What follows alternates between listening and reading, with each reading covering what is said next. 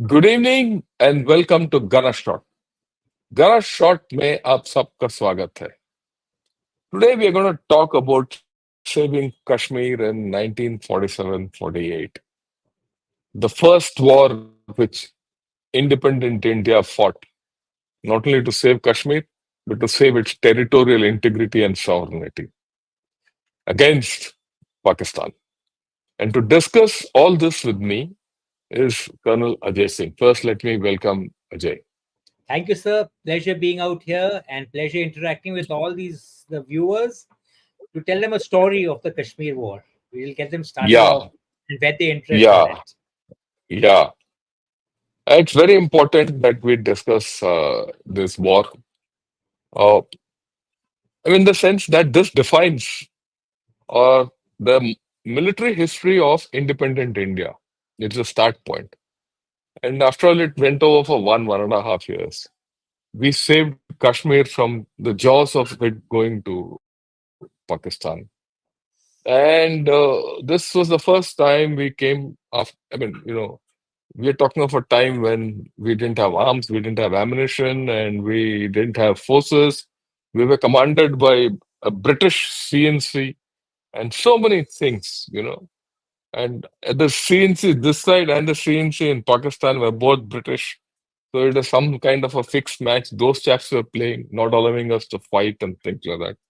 And ultimately, it took certain political, stances by our government at that time, Mr. Nehru, and military stances, which led to a lot of success. And of course, history has got its own way of doing things. Probably, if we had not gone to UN and the ceasefire was not there, we would have probably reclaimed complete POK. But then that's a different thing. Let's look to the war, and to all of you who are watching this, I must tell you why I called Colonel Ajay.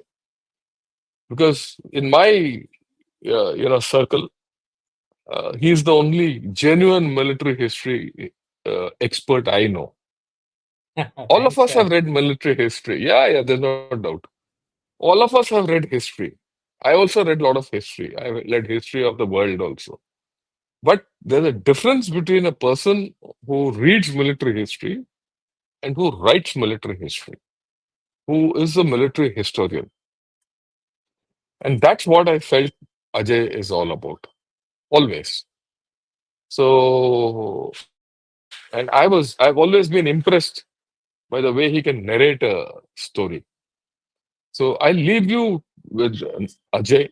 Ajay, uh, just Sir. take on. And I'm going to be a mute spectator today. Okay, I'm not I going to thought even it will talk. be, yes, we will have a Jugalbandi after we finish. So today I Yeah. am, like you said, sir, can everyone see the slides? Can you all see the slides? Wait, I'll just put the slide on. I'll just put the slide Sure, on sir. 1 minute. Sure, sir. Okay.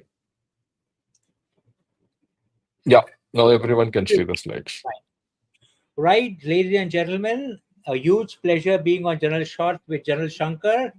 I've always enjoyed because, like I said, it's a jugalbandi which we have in our dialogues.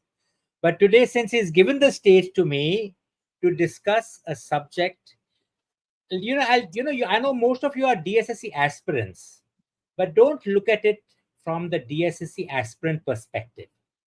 Look at it from the perspective of an Indian and a soldier who needs to understand completely what was India's first war after independence. It was India's longest war. It lasted for 1 year and 4 months. It was a war which virtually which has shaped the subcontinent for 70 years thereafter. And gentlemen, it was a war which was literally won by a thread. We could have lost all of Kashmir, or at least most of it, had a few things not played out right, had a few decisions not been made correctly, and the courage and boldness of our officers and men. Right? So Let me tell you the story of how it began. It began actually at independence. When India and Pakistan, as a parting legacy of the British, they created two dominions, and in that the princely states were told to join either India or Pakistan. Right? No problem that most in the Indian geographically are joined India, some in Pakistan joined it, some like Gujarat, like Kutch, Hyderabad and the other Junagadh were taken over by military force. Kashmir, which was the largest state with an 80% Muslim majority, ruled by a Dogra Hindu ruler, Maharaja Hari Singh, that vacillated. Hari Singh at that time thought, now I am going to be an independent nation like Switzerland. He refused to join either Pakistan or India. Jinnah, I mean, both Nehru and Jinnah had an affinity for Kashmir. Nehru being a Kashmiri himself, and Jinnah because this was his favorite holiday resort. And of course, it was a state that was so beautiful, the crown, literally, on our maps, which both vied for. And when Hari Singh did not join Pakistan, they were sure they're going to join it. We got independent on the 15th of August. On the 17th of August, 3 days after Pakistan independence, there was a conference in their GHQ in which they said that since Kashmir is not joining us, we must have a plan to take it over by military force. That plan was a brainchild of a Major General Akbar Khan, who, an incident general, Akbar Khan finished his military career in jail for treason. He planning a coup against his own president sometime in 1956. So it was in his DNA. The plan involved using tribesmen from Balochistan, Waziristan, the border areas or northwestern frontier areas, creating lashkars. He said they will fight a jihad. It was not a jihad. It was a well organized plunder campaign. And each of these, it was a very good plan. Those guys, there was also restiveness in the border areas. The Pathan said we want a separate state. The Baluchis said they want a separate state. So to kind of circumvent it, they said the Muslims in Kashmir are being persecuted. All of you give lashkars. Each tribe will give 1,000 men. They formed 10 such lashkars, each on the lines of an infantry battalion. Each so-called lashkar had a commanding officer of the rank of a major, dressed, of course, in a firan and a sherwani. He had an adjutant. He had 10 JCOs, and they're given weapons, radio sets, vehicles, all on the lines of the Pakistani army. These lashkars were to attack Kashmir, take over Srinagar by military force. Like the line they said, na, Akbar Khan said, we will hit Srinagar, take over the radio station. Hari Singh will shit in his pants. We will declare independence and Kashmir will be ours. Srinagar was the target. And the plan, Operation Gulmarg, as it was called, was to be launched on 22nd of November, 1947. It basically involved having a main thrust of 6 lashkars heading towards Srinagar. In the south, it had a complementary thrust of around 4 lashkars moving in the Jammu sector. And in the north, around 2 lashkars were there in the northern areas. But the target was Srinagar. And before that, they started a deliberate gray zone warfare, to use a terminology in vogue now, in which they began inciting rebellion, especially in the areas like Punj, Mirpur, with a very large Muslim population, where the Dogras were in relative minority. When the Maharaja tried to use his state forces to put them down, they said, our brethren are being persecuted. We must wage a jihad against them. We must go and save them. They impose a blockade around all of Kashmir. It's a landlocked state in any case. And on the 22nd of October 1947, the Pakistanis attacked. Their first target was Muzaffarabad, the capital. It was actually the capital. Srinagar, the summer and winter capital was divided between Srinagar and Muzaffarabad at that time. In that, it was held by four Jackalai. Now it's Jackalai. In those days, it was Jammu and Kashmir state forces. It had two Muslim companies and two Dogra companies. Unfortunately, the Muslim companies had been won over. They actually killed their Dogra comrades in their sleep. They opened the border crossing and the invaders poured in into Muzaffarabad. 22nd October. Gentlemen, try to keep the dates in mind. The story will unfurl better if you understand the time plans. At Muzaffarabad, the plan was to zip straight from Muzaffarabad to Srinagar. It would have been taken them less than 16 to 18 hours of driving time, even in the hill, to reach them. But here, the tribesmen stopped and they looted the town for 2 days. In that looting, the pillaging, it was disgusting and disgraceful. But remember, the tribesmen had been not paid. They had been told you can take what you like. That was their reward. They had come with trucks, so they looted the town, took the trucks back to the villages, put their booty back, the women and all back, and came back again. In this 2 days of time, the news of the remember at that time, Jammu sector में भी actions हो रहे थे. The news of the atrocities started trickling in towards Srinagar. And at Srinagar, it was Brigadier Rajinder Singh, the commander in chief of the Jammu and Kashmir state forces, who were told this is what happened. Nobody knew it. Intelligence was so bad in India and in Kashmir. So he, from the present day location of Jackalai Center, he got all the people of the state forces, as many as you could muster, around a company's strength more, and they moved towards Uri. The first determined resistance took place on the Jhelum Bridge near Uri. Brigadier Rajinder fought them over a period of 48 hours. He delayed them in 3 delaying battles.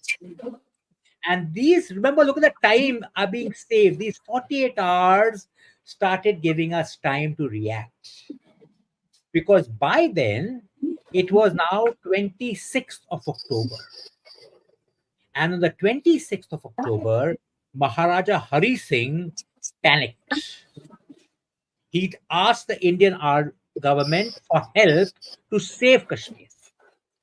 And Sardar Patel, a very savvy politician, said, "We can only help you if you agree to join the Indian Union." He delayed for a day more. And finally, on the 26th of October, he signed the instrument of accession in which Kashmir became part of the Indian Union. This was done at 4 in the evening, 26th October. And incidentally, the person who was there to sign the instrument of accession was also then Lieutenant Colonel Sam Manekshaw, who was there for the signature. And they say such was the panic there that Mara Hari Singh had actually told the ADC that tomorrow morning, if the Indian planes don't land, shoot me in my sleep. The very next day, at 6 in the morning, Dakotas took off from Palam airfield with one Sikh on board. They had with them the battery of 13th Field Regiment. Their contribution, unfortunately, forgotten, but one company was made up of Sikh soldiers, Sikh gunners of 13th Field Regiment who were used to boost up this battalion. As they were moving in this time, the raiders had crossed Uri. They had reached the town of Baramulla. Baramulla, those of you who have served there, just 40 kilometers from Srinagar. Straight road leading towards it. And here at Baramulla, directly opposite the headquarters of 19th Division, which is there right now, they stopped for 2 days to rape and loot the convent of Jesus and Mary, a hospital with nuns, a monastery, a nunnery, and that same rape and pillage, which was there in Muzaffarabad, continued in Baramulla. For 2 days, it continued. You know, if you read Akbar Khan, I've got his book with me. He writes so proudly. It was a town of 9,000 inhabitants. By the time we finished, there were less than 2,000 living. They burned the town, they raped the nuns, and that 2 day delay actually gave that time for the Indian army to land in Srinagar. At around 8 in the morning, at 6, the Dakota taken on Palam. At 8 in the morning, the first Dakotas landed at Srinagar. They had no way of knowing whether Srinagar is held by the raiders or by the Kashmiri forces. They were to have received a radio signal from ground. That signal did not come. But then Colonel Rai, commanding officer of 1/6, made that decision to land. That Dakota landed, and even when it landed, the raiders were in the hills. If you've been to Srinagar, you've seen it's in a bowl. The hills around the raiders were there. The aircraft landed, and the first battalion in waves reached Srinagar on 27th October. A day we celebrate as Infantry Day even now. I mean, not even now, we always will. One by one, the companies came. And Colonel Rai made a wonderful decision. I mean, the decision was he could have concentrated the battalion in Srinagar town. He had earlier, but it was 3 companies.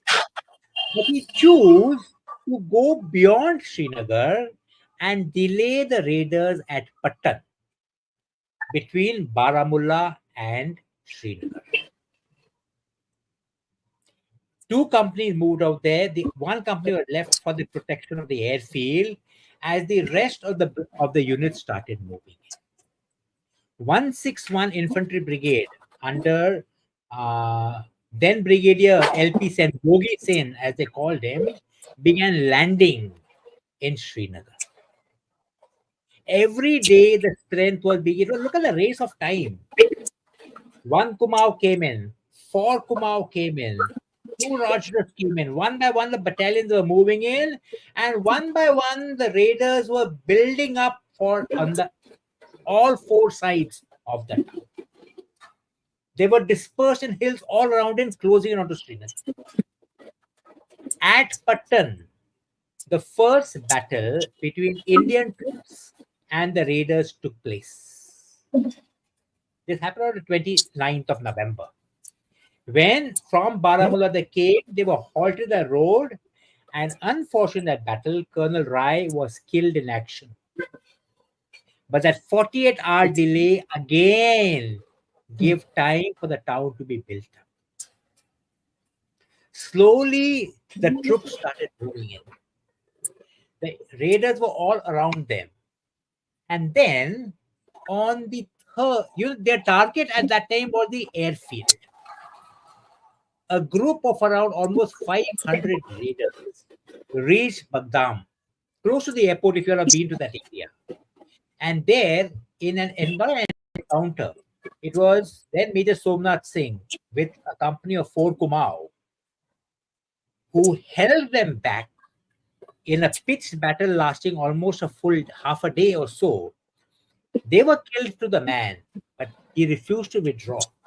And he got the first PVC of the Indian Army in the Battle of Badgam. This is 3rd November. The situation is still so critical. The raiders are around it, and now, like General Brigadier Bogi said, mentioned in his book, he says they were all around the town I could not fight them in any concentrated place, and I had to concentrate them. So he resorted to a very good ruse.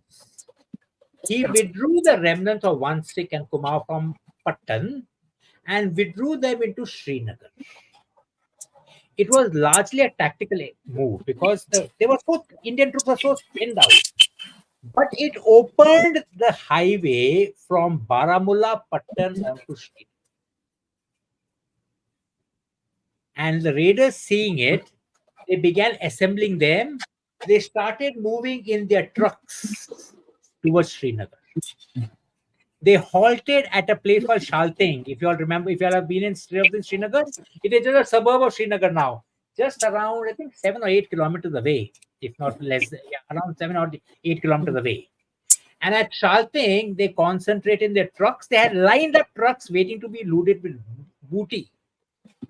And 161 Brigade with one Kumaon, two Rajrif, and a Gurkha battalion, along with armored cars of 7th Cavalry, took up positions in a kind of a semi-horseshoe around them. The armored tanks moved from behind them. They crossed a log bridge. There were 4 armored cars led by Lieutenant Captain David of 7th Cavalry. They crossed that wooden bridge. When the raiders saw them, they began cheering because they thought Pakistani armored cars have come to help. And we began firing from all 4 sides. In that half-a-day carnage, around 700 of them were killed in that parking area. They were blocked on all 3 sides. Those who started withdrawing were chased by a Tempest and an aircraft who kept on massacring, strafing them, and it was a massacre like it should have been. The swines were bloody killed and butchered, and they got what they deserved. That is when the tide in this battle of Shalteng was the first victory we got in the Srinagar sector.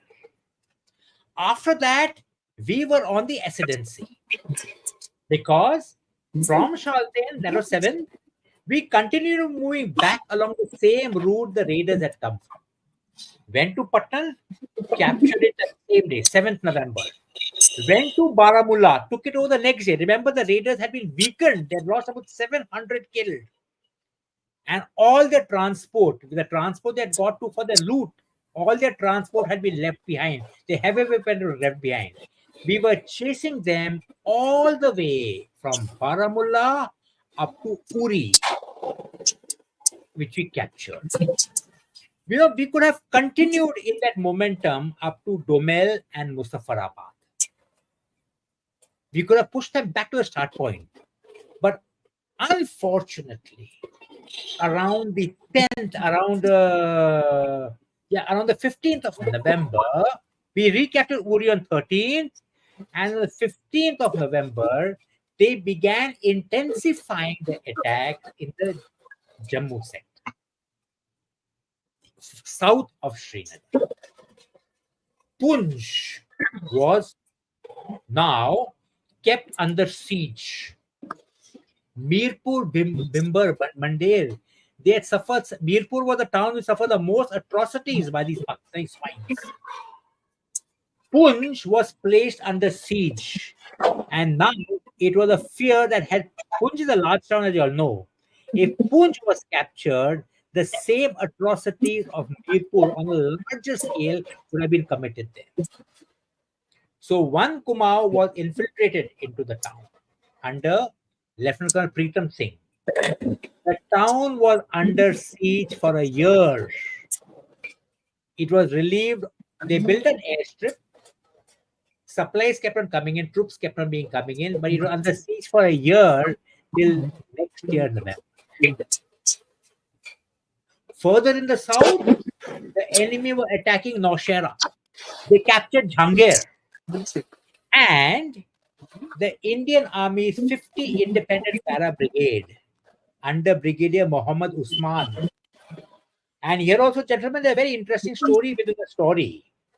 When Brigadier Muhammad Usman was leading with such courage and determination, he was approached by the Pakistanis and said, "You are a Muslim. You join us. We shall make you the chief of the Pakistani army." And he gave the answer of any good Indian army officer. Basically, told them, "Fuck off." He was the man who led the recapture of Jahangir. In fact, Jahangir, he captured Naushera in a major battle in February 48. At that time, he had built up his brigade around Naushera. When they attacked, it was a 3 day long battle. But the raiders lost. We were in very good defensive positions. They actually launched conventional attacks in which we were the better off. We killed about 700 of them in the Battle of Naushera, which eased the pressure in the southern sector. But Jahangir, gentlemen, was still by the Pakis. Poonch was under siege. And another story which I must tell you because the story makes the battle come alive. Brigadier Usman had said, "I will never sleep on a cot till I recapture Jahangir." Unfortunately, he was killed in end May by an artillery shell which landed near his position. It was recaptured only much later. Punj Punj and Rajouri were recaptured by us sometime October and November 1948. And the LC, as you all know now, took on a contour of the LC around Uri, moving further south, in which almost around 20% remained with Pakistan. The rest of it is here with India.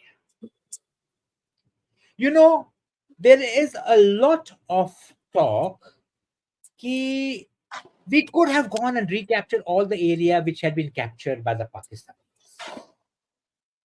Gentlemen, I am going to give you an objective military perspective in this.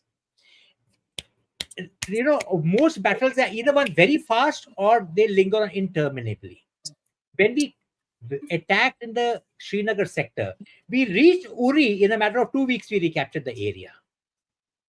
Beyond that, had we gone in that momentum, we would have taken it within another 2 weeks, maybe a month's time. We could have taken Muzaffarabad.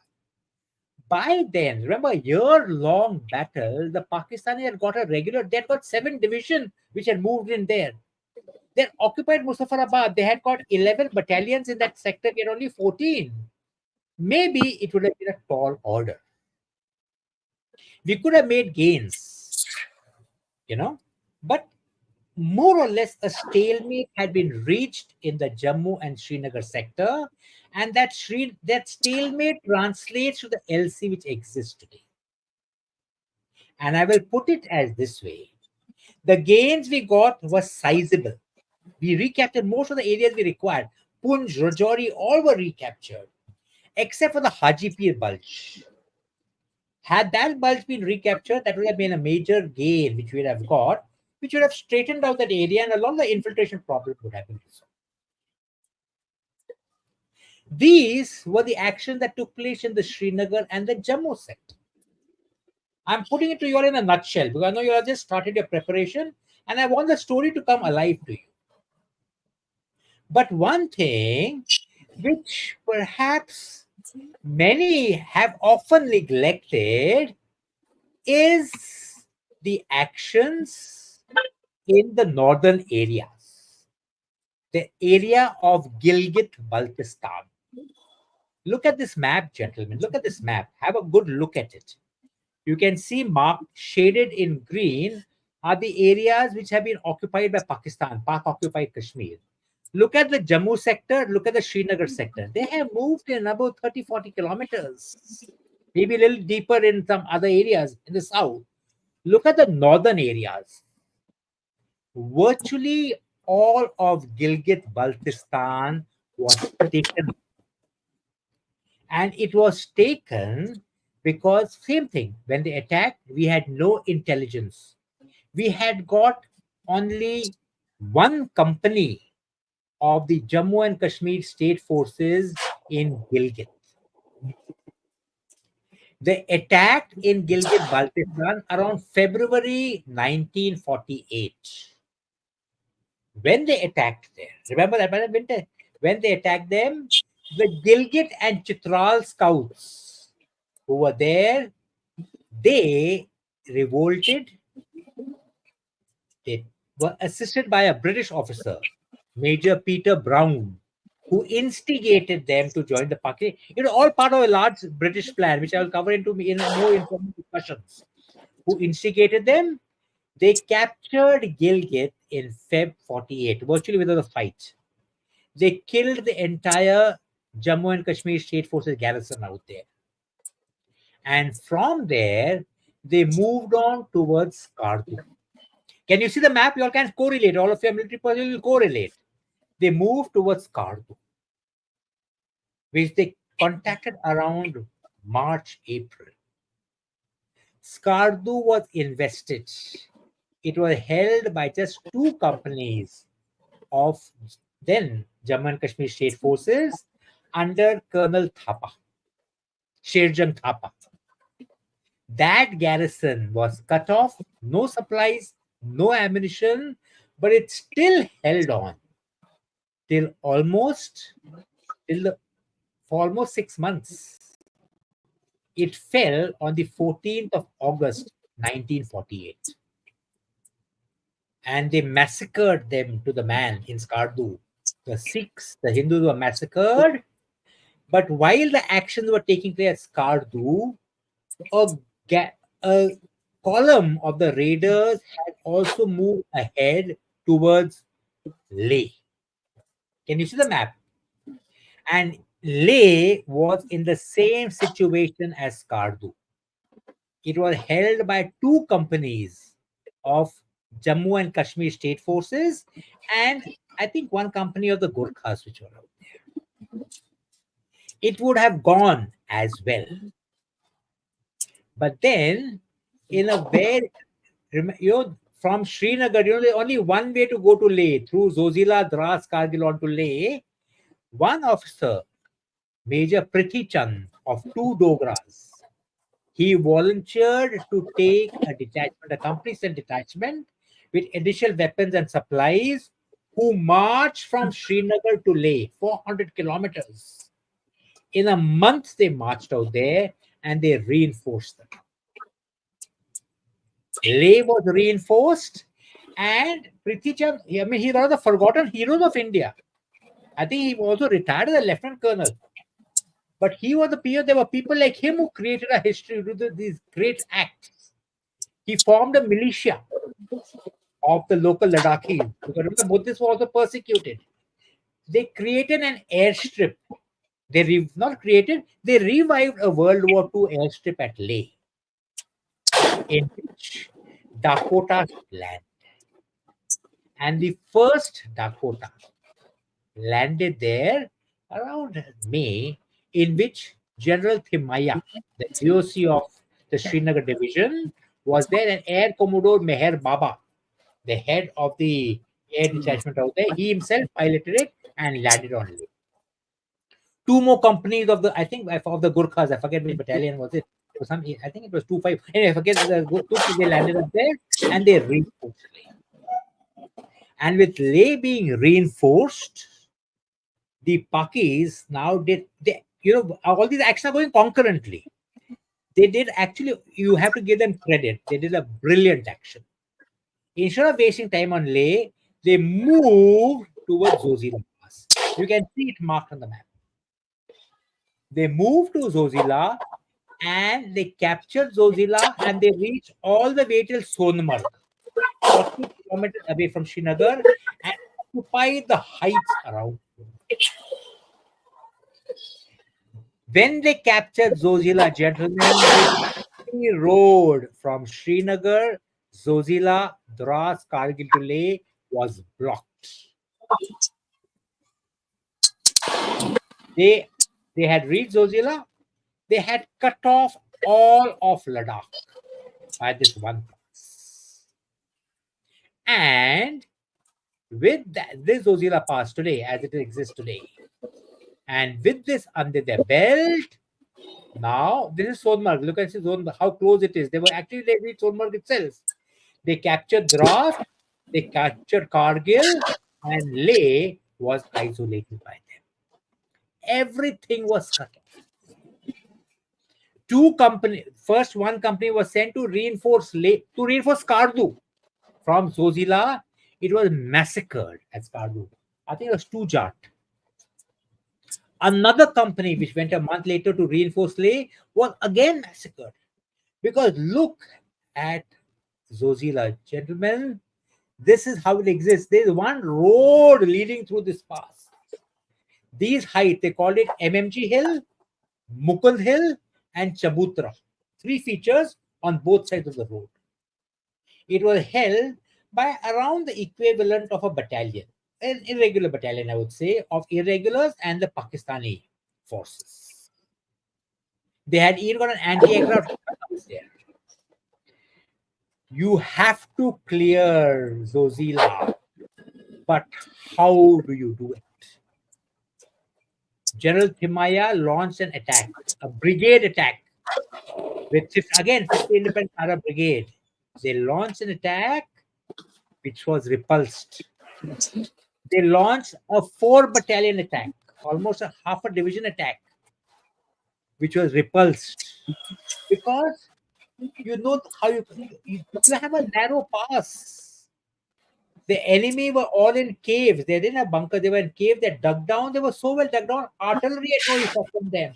Air had no effect on them. They had to just sit on the heights and keep on pouring down machine gun fire on the attackers.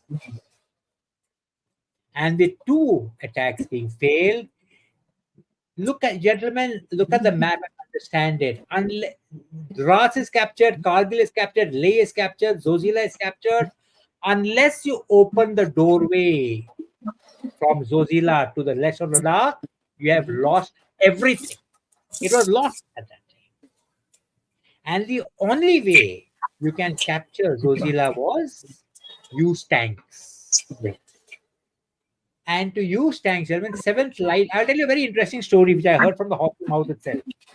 To capture tanks from Zojila, 7th Cavalry, which had actually done very well in Shalteng and Jhangar as well, with the armored car and Stuart light tanks, Lieutenant Colonel Sparrow Shergill, who later retired as Armored Division GOC commander, was told, "Will you be able to take your tanks up to Zojila?" Gentlemen, Sparrow Shergill was studying in Jammu. This I got from his son in college there.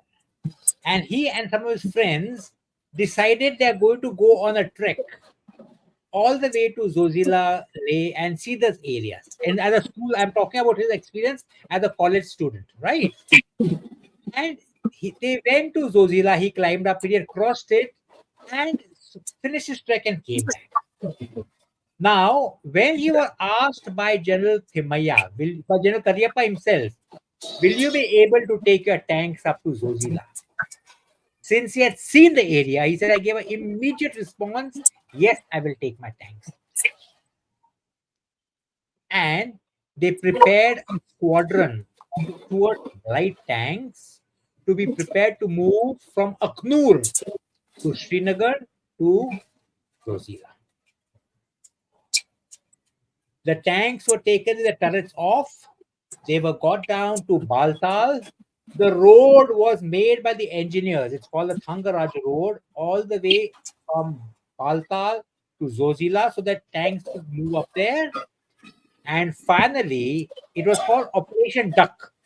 Then Thimai said, "The duck sounds what a police weak sounding name. Let's get a more powerful name." He called it Operation Bison. These things make a lot of difference, gentlemen. And when they decided to attack around the 20th of October, they attacked. A snowstorm. They started moving up. A snowstorm began.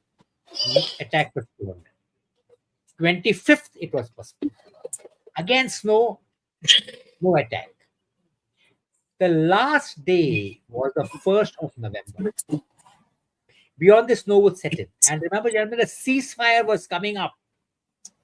If that area pass was not captured, all this 31st December, the ceasefire was coming, all this had gone to Pakistan.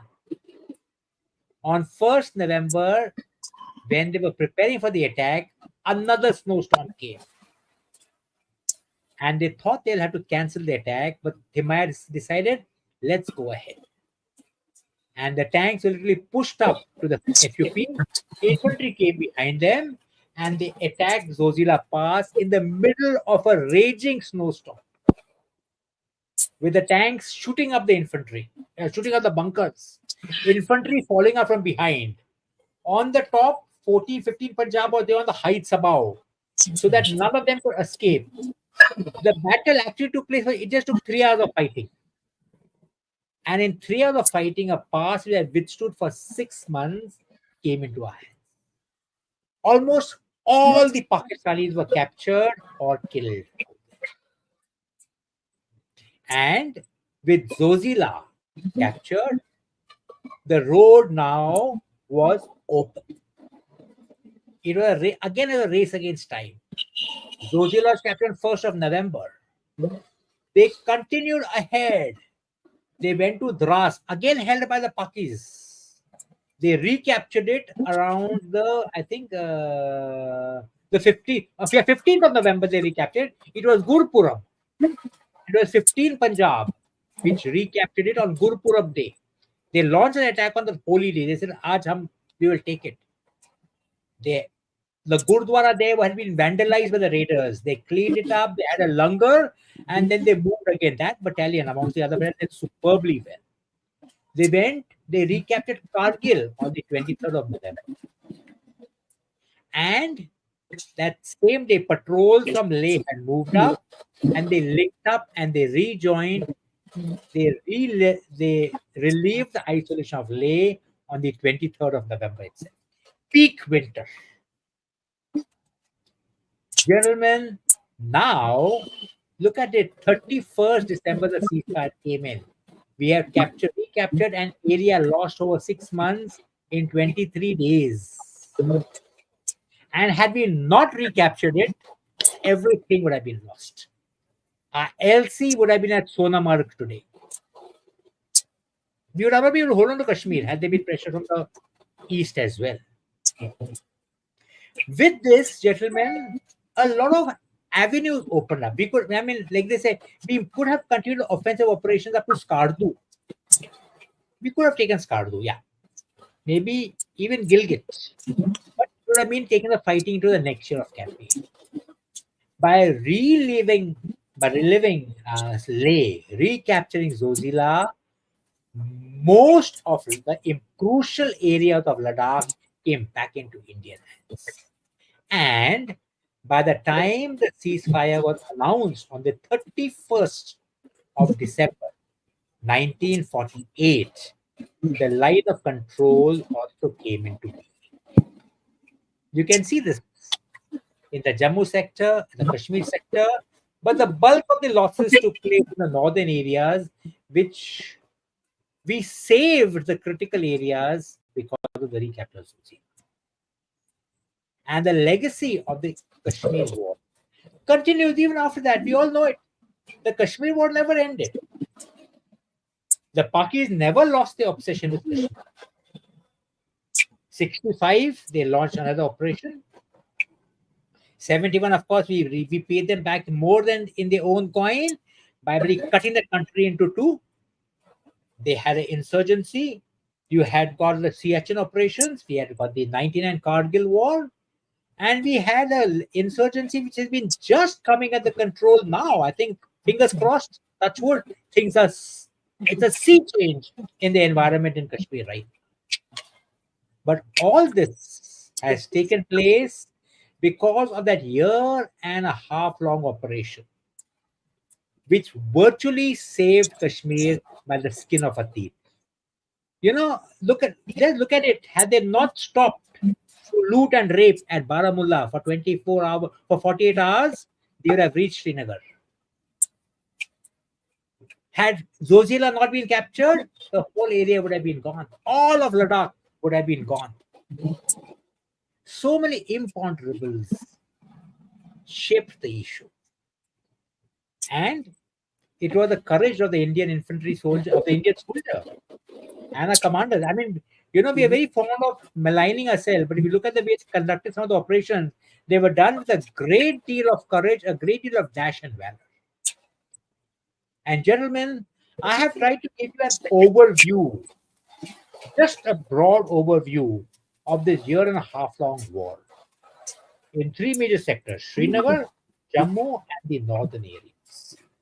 This, I hope, will whet your appetite to read and study this campaign like a story and understand it, like I said, not just from the staff college point of view. You'll have to answer it from the staff college point of view, but understand it from the military point of view. It'll make you all better soldiers and better students of military history. Thank you. I have now come to the end of my talk. I'm open to inputs and discussions. Yeah, you know what? Those of you watching it, please understand the entire campaign, which lasted nearly 1 year plus, uh, had three parts to it. One was the action in Srinagar, around Srinagar, to relieve Srinagar and push the infiltrators back up to uh, Muzaffarabad. I would say not Muzaffarabad, to Uri, a Uri. little beyond Uri.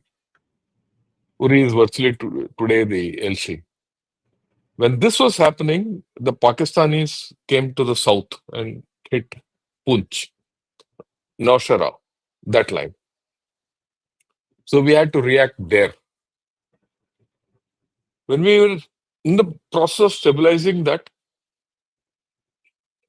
the action opened up in the north, with in the Leh sector. All three sectors were one by one, uh, attempted. I wouldn't say attempted, were attacked Address.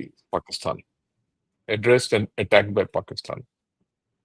You're talking of a time when we didn't have ammunition, we didn't have vehicles. The roads to the Kashmir Valley were almost non-existent. Dirt tracks.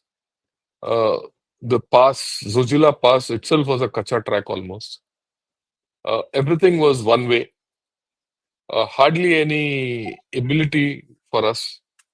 And if you think this battle lasted 1.5 years, क्यों हुआ और क्यों नहीं गए हम? We didn't have the capability. Simply put, we didn't have the capability. Neither did Pakistan. In many times, Pakistan also could have done more, but neither did Pakistan. Uh, if you look at each place, at every place we had to stop on the cusp of complete victory. If we had taken Muzaffarabad, after going back beyond Uri, this entire story would have been different. Okay. Now, if we had gone beyond Jangad, when after Jangad was recaptured, right in the south, we took Naushara, then Jangad. Jangad is the next ridge, it's a projection. And if you had gone beyond Jangad, you would have been sitting on top of their Mangla Dam today with no water for Pakistan, right? So, a lot of things uh, could have been done, but we were talking of a nation which didn't have too much resources. And we had British CNCs both sides who would talk between each of them and then motivate the Indian officers and the Indian leadership, military leadership, as to what to do and not do, or the political leadership also what to do and not to do. So we were under tremendous constraints. On the other hand, the Pakistanis started disregarding the British ideas right from the beginning. They circumvented it the moment they started using all these Kabalis and tribals, all those Lashkars which they had formed. Now, as far as the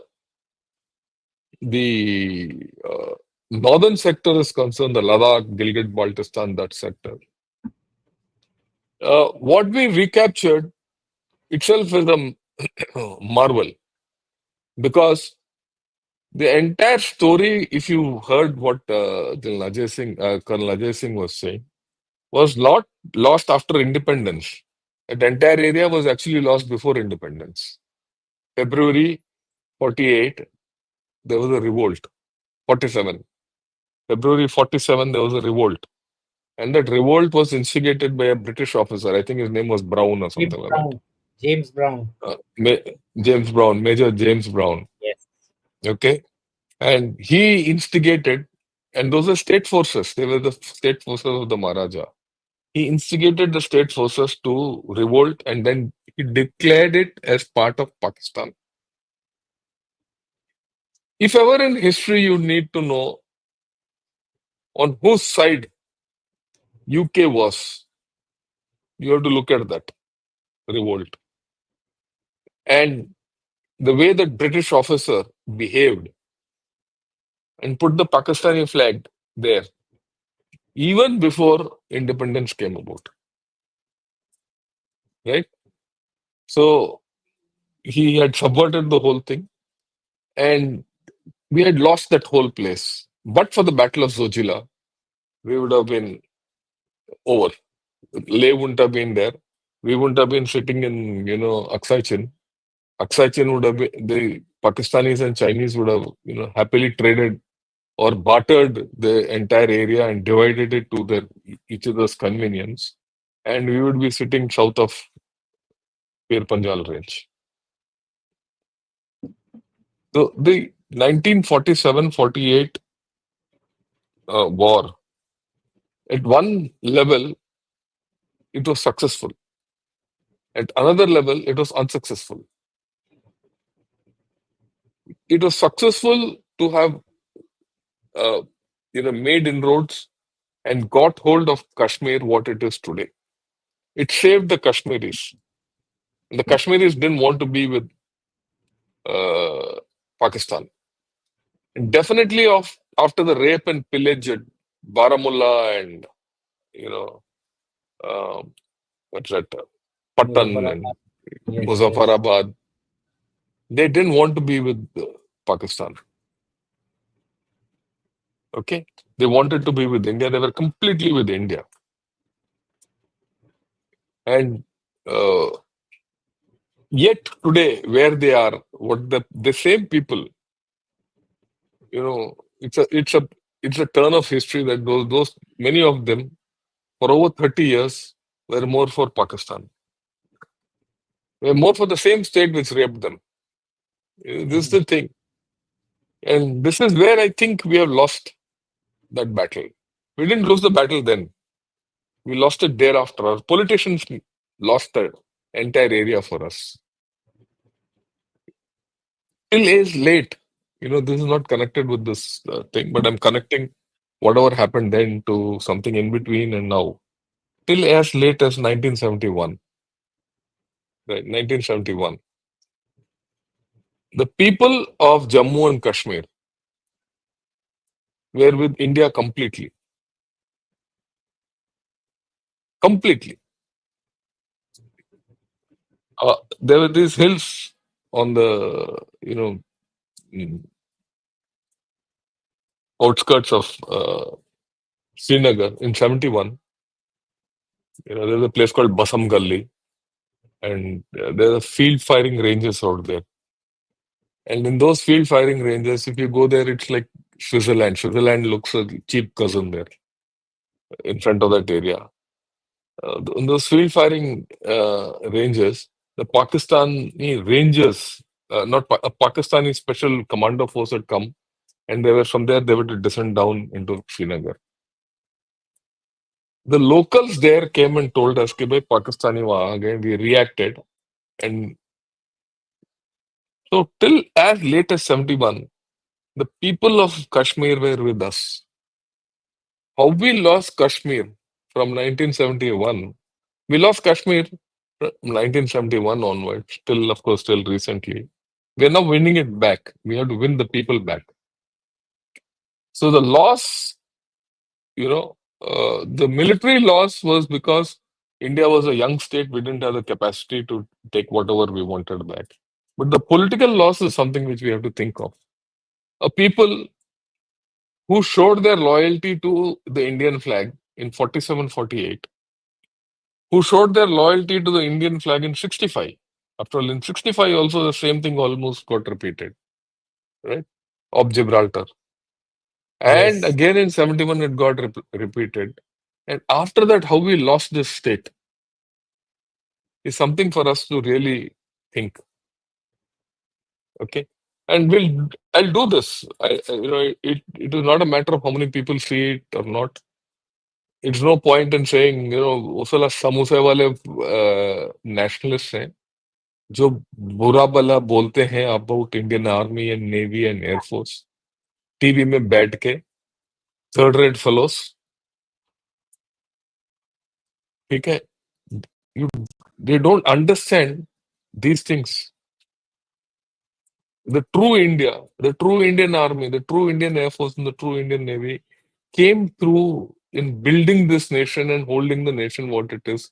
It started here in 47, 48, the traditions. And then it came back in 65.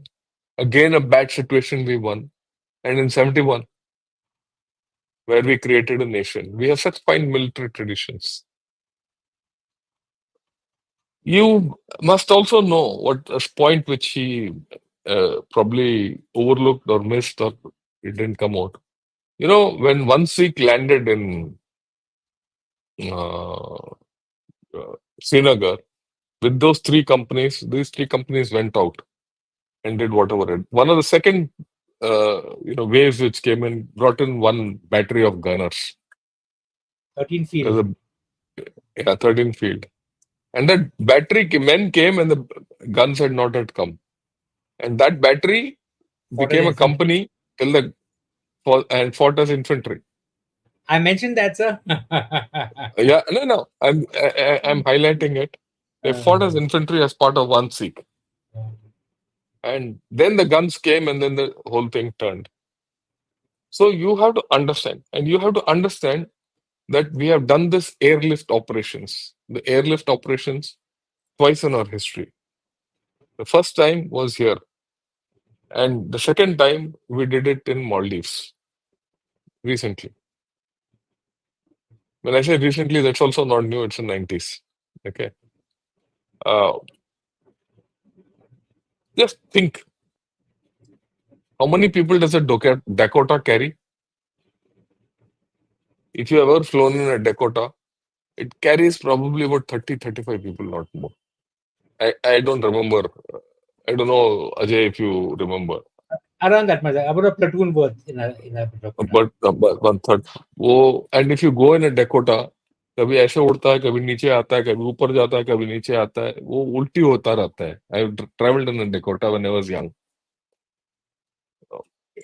Okay. वो उसके पीछे एक छोटा सा पहिया होता था, सामने दो पहिए, पीछे एक छोटा पहिया होता था. One platoon goes. And in the first wave, three companies went in. Three companies are 9 platoons. So you did, and plus some more, you did a air landing in hostile territory in 1947 with 9 to 10 Dakotas. And that was probably the entire air power of India. Okay? And your nearest air base would have been somewhere near Adhampur or I don't know where it was. Not Adhampur. Adhampur में तो valley में है, नीचे नीचे होगा कहीं जम्मू शम्मू के पास. Jammu, not problem. Jammu. Okay. So we did that air landing operation.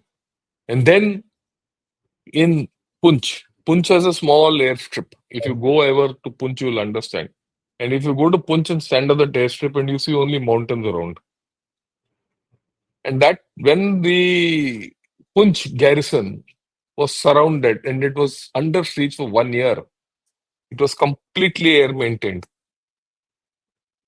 Completely air maintained, this Punch garrison. It was sustained by whatever could come in, and our planes used to land under enemy fire.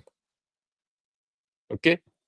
And some farmers around used to still come through with some grain trains and all that.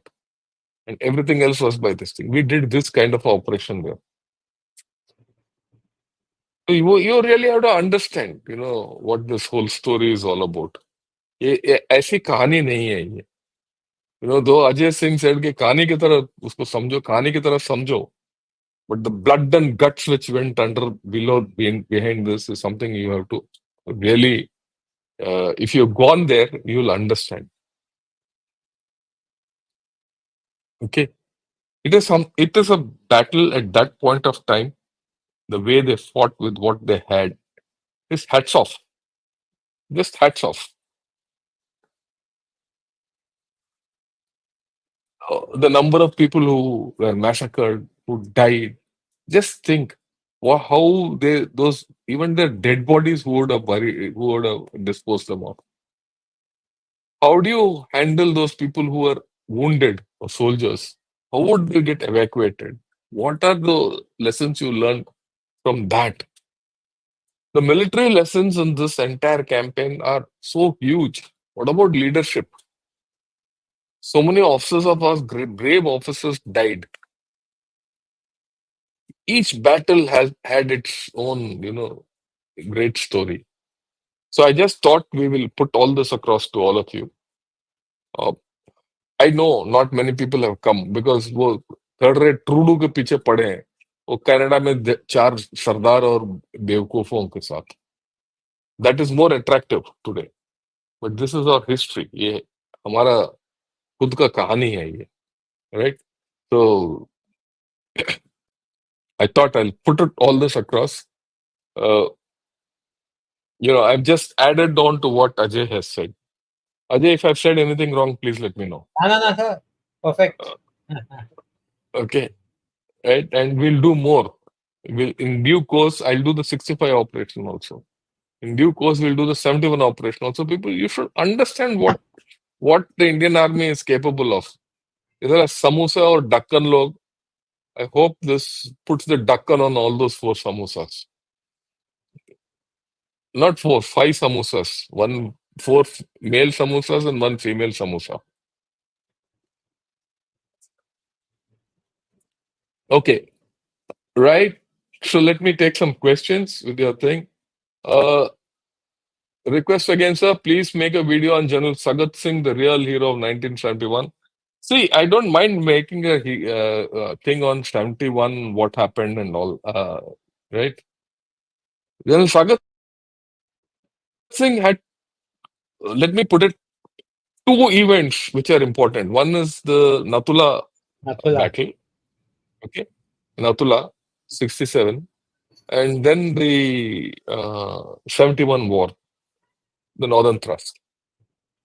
What I would like you to do is, I've done a video with General Kulkarni on the Natula campaign. Have a look at it. So you'll know we've spoken about General Sagat Singh there completely. And we'll talk about General Sagat Singh when we do the 71 operations. So it's not fair for me to just concentrate on a person because there's a larger issue of the army involved.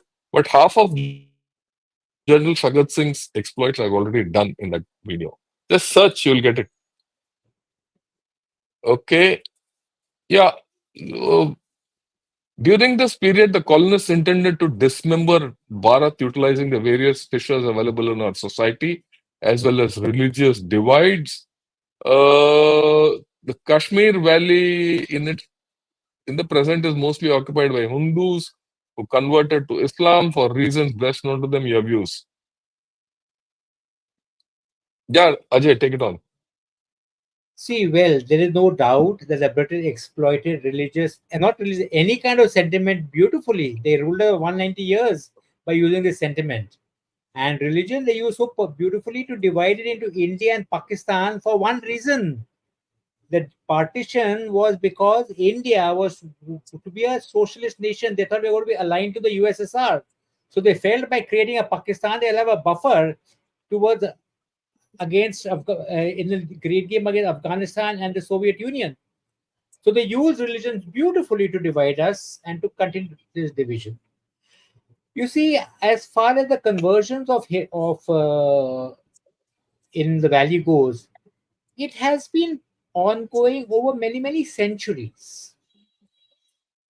But if you take a look at it, more than the religious conversion, there was a strong feeling of Kashmiriyat in Kashmir, which, like you brought out, sir, was there till almost 1971 before we lost the plot. I think in 87 we lost the plot completely. We lost the When plot. Whether elections. yeah, Elections. so 87 rigged elections is when we lost the plot, Mm. and That's that's it. when the entire thing began on dividing on religious grounds. That Yeah. divide came. That's when the exodus of Hindus took place, and that was when we lost Kashmir. I mean, if you go to see that rigged kidnapping of Mufti Muhammad's sister, the role played by the Prime Minister, Home Minister, all that, we won't go into the sordid details, but all of them played a hand in creating the divide, which led to the insurgency for 20 years after that. Now we are regaining it. We should move ahead anyway. Okay.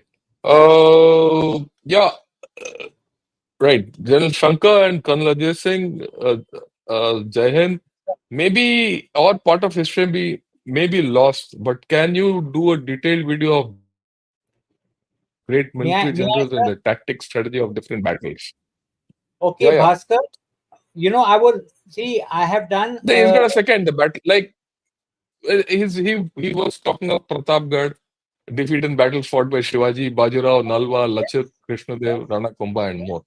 yes, Look, uh, look, we have done this. we have done it. Incidentally, Bhaskar, please search. Please search. I have done this with Colonel Chanan. Manoj चनन के साथ यही बंद है शिवाजी राव का हरि सिंह नलवा का फुकान इन सब का including ये this exploits of this Cholas and Cholas, including the Chola dynasty exploit up to Thailand, we've done. Bhaskar, I have done all these videos. So it is there in Gunner Shot. You search, you'll get it. Okay. Yeah, anything else you want to add? Yeah. Something like, since you're interested in history, my own channel, the Indian Historian, I have covered almost 20 of India's major battles, including Kashmir War, Battle of Zojila.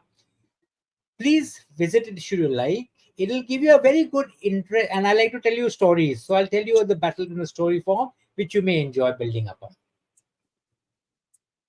Yeah. Then he says, Colonel Ajay Raina says the decision of using Kabali was planned by the British at the time of creation of Pakistan to isolate India from USSR. And as a dear guest and General Sir uh, share opinion.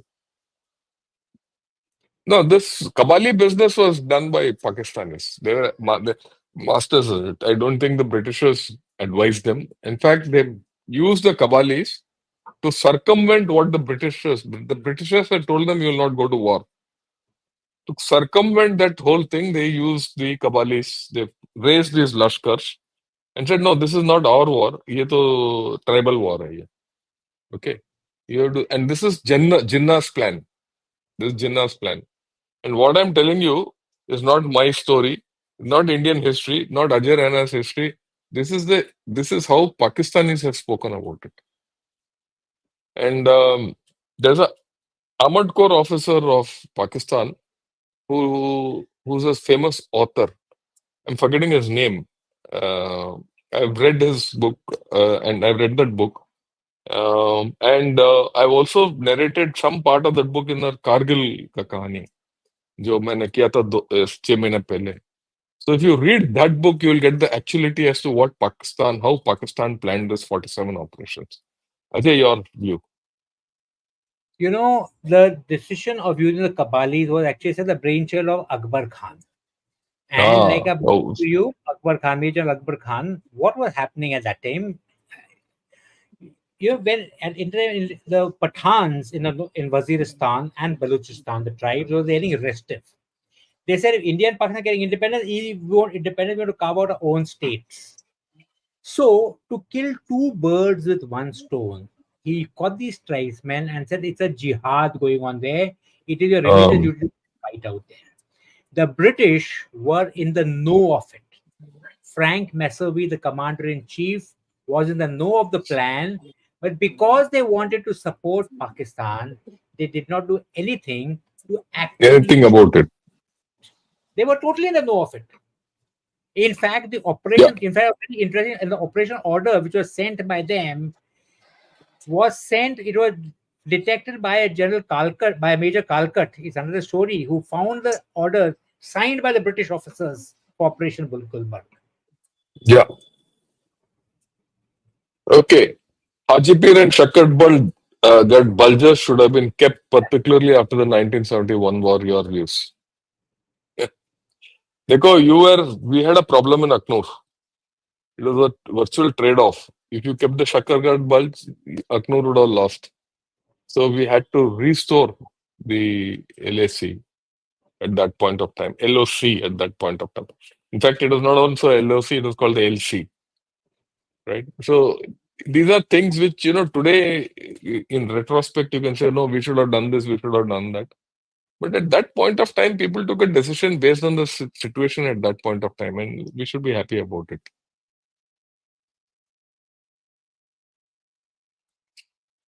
Yeah, this apparently was the biggest, longest battle fought by Indian Army, but given as a summary battle with rebels quickly quelled. There was so much drama and bitter fight. Your views? Quickly repelled 1.5 years. It was nothing repelled. It took 1.5 years. Okay, each was a story of its own kind. Yeah. What difference? What would have difference made if we had taken Gilgit Baltistan then, vis-a-vis taking now? If we had violated UN ceasefire and taken POK when there were, what were the political implications for Jinnah and Pakistan? Yeah, I think people You have know, to understand that. military Yeah. implications. More than the political, gentlemen, the military implications. There's a lot of glib talk. We could have taken it. Mm. Could we have? Was the force level permitting? We'd have to fight a war for a year more to take part some parts of Gilgit Baltistan. Maybe the only viable after it was lost, the viable target could have been Skardu. Yeah, Skardu could have been taken. Muzaffarabad would have been a viable target in the initial days of the war. Beyond that, gentlemen, okay, let me tell you one more story. Everyone said, why did Nehru go to the ceasefire? Ceasefire, we could have taken all of it. There was a plan proposed to Nehru sometime around mid 1948, in which we are told that to take back these areas, the Indian army proposed a plan to attack into Pakistani Punjab. To divert troops from Kashmir, it would have opened up and then we will take it out. And he made a political decision that no, as a fledgling nation, it will mean all out war. Let's contain the war here. If it can't be contained, let's bring an end to it. Politically, too, though it is much maligned, I tend to agree to that view to some extent. In that situation, a new nation just being born with a host of problems, perhaps the situation on the LC, and remember, which existed, that status quo was correct at that time. Also, remember, gentlemen, we talk about the ceasefire. The proposals for the ceasefire came about in June, but he listened to military advice and did not allow the Indian army to do its major jobs of relieving the siege of Punj, Rajouri, capturing Zojila Pass, capturing the area all the way up to Leh, which was within our military capabilities in that year. So one should also take that decision in the perspective of the time, as you brought out, sir. Yeah, you see, yeah, अभी बैठ के कुछ भी बोलो आप 10 years later वो someone will say यार मोदी जी ने ये किया नहीं आज जो मोदी जी नहीं कर पाए 10 साल के बाद बड़ा आसान होगा करना उसमें क्या है बोलने की बात है like I am talking now वो तो बेवकूफ है भाई ऐसा नहीं होता हर प्रधानमंत्री हमारा देश का उस वक्त का हालात एंड उस वक्त का जो कठिनाई देखते हुए उन्होंने जो निर्णय लिया है उसको हमें आदर करना चाहिए we can always say O Nehru was a फूल वो यार ऐसे थोड़ी ना होता है ये कौन से people were there who did what are this thing just think the man took a decision I'll not stop the war till such time Punch is retaken and I will take Zojila back, take Leh back. If all that was not there, what would have been the history of India? You know, so there are a lot of issues in this which you can debate, but that's how it is. Yeah. Yeah. Excellent narration of the heroics of Indian Army. All I'll request is hardly any people are seeing it. Please give it to your friends to have a look to understand the emotions and the feeling which Colonel Ajay has put out so nicely in front of all of you. Yeah, British never wanted to leave India, but no, wait, given, but to cause chaos so that they could bring it back under the crown. Ajay, your take? No, they didn't want to bring it back under the crown, but that division of India was a parting gift to us to ensure that all their colonies would remain weak and divided and somewhat dependent upon them all the time. They wanted See, the all the point is, Britishers could never hold on to India after Second World War. It was becoming counterproductive to them. Okay, politically counterproductive, socially counterproductive, even economically counterproductive. So they had to leave. So they had to leave it in chaos. A weak India was always good. A strong Pakistan was always good for uh, India, for Britishers. That's how they left us. But things have changed. Be happy that we are where we are. Yeah, in my travels to J&K, I met with people who own property and business in other states. Do you think they would sacrifice all of this for what political ends they subscribe to? Yep, Ajay. you know, yeah, very nice. I was in JNK. In fact, I visited very often. I was there just 2 or 3 months ago, and like the one thing which is so good is a lot of integration is actually taking place. I spent an entire day in Anantnag. So we know it is a hotbed of terrorism. We have operated out there. Yeah, there's an encounter which went on to yesterday also. No, no, I with my driver, was Kashmiri boy, 23, very nice, sweet boy. Asif, yes, sir, आप घर आ जाइए हम आपको कश्मीर दिखाएंगे. We're on the way to Belgaum.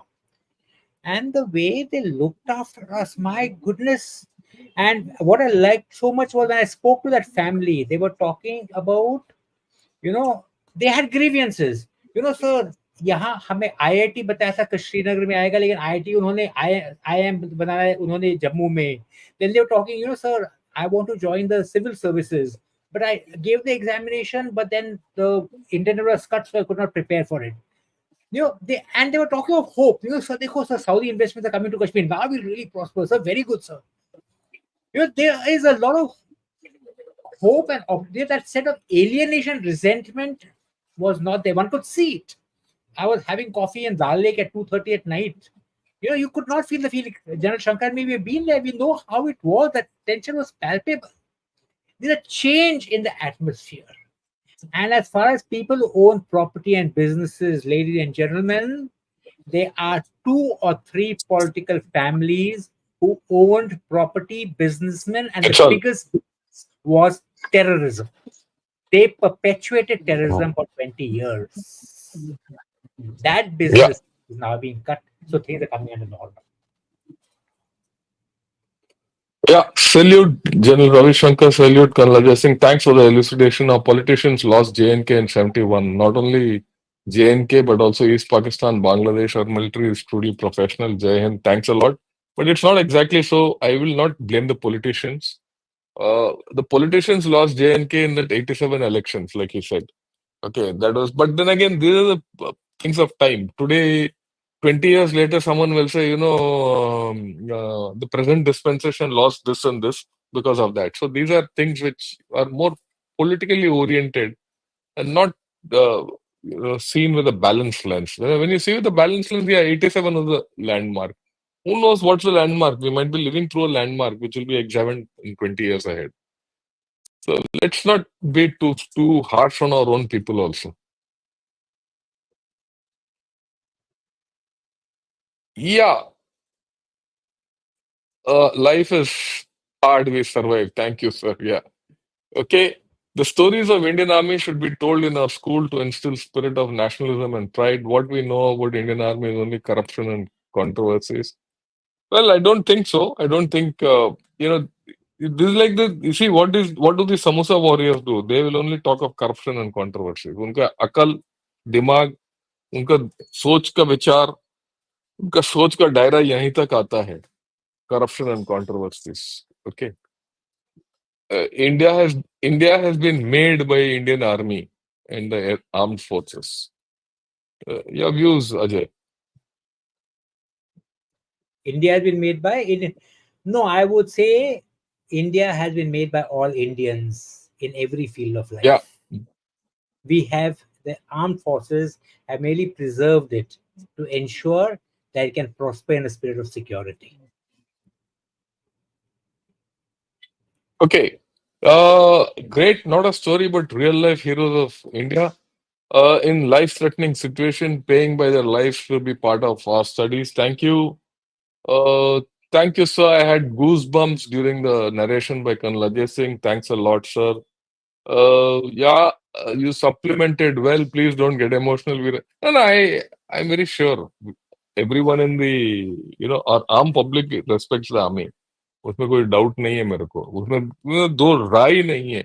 ये समोसे वाले हैं ना, उनसे मेरे को प्रॉब्लम है. And I'm not talking of those four samosas. There are so many such samosa chaps in India. That's a pity. And I'm not talking of my experience of the last 10 days or 15 days. So damn it, I've spent 50 years in uniform. Or even today I was working for the Indian Army in IIT. Let me put it up to you. I mean, I'll not tell you what I did, but there was major decision which we took at a very high level. We're still working. So there are a lot of people who are good. ऐसी बात नहीं है.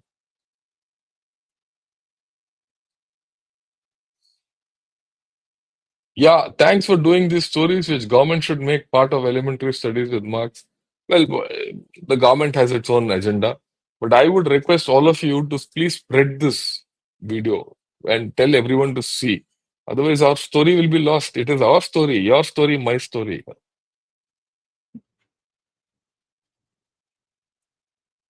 Okay, what you have told today is not only inspiring but shows how much sacrifice and bravery went in fighting in winter when soldiers didn't have proper gear. I believe Indians need to be taught this, no doubt about it. Okay, I don't see any more questions. Yeah, this video needs to be seen by every Indians, especially young ones. Let's share it with more children and share how we fought. Yeah, show it to your children first. Let them get a sense of what happened in India. That's what I want. Okay. Uh, okay. As concept of karma, Pak is facing same raiders in its own territory and surrendering in front of them, and world lumber one armory bravery is shown on. Yeah, I agree with you completely.